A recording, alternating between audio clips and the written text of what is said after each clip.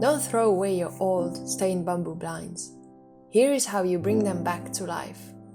First, spray the moldy areas with a mold remover or diluted bleach.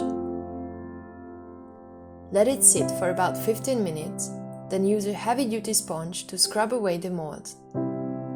You will see the dark spots disappear instantly. Check out the difference. On the right, the mold is still visible, while the left side is clean and ready for a fresh coat of paint. Now for the makeover, painting. Use a brown outdoor wood stain and a wide, dense brush. Make sure to apply it in a thin, even layer.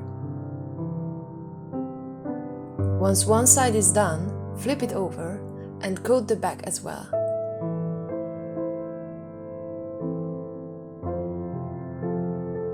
For long-lasting protection, we recommend applying a second coat once it's dry.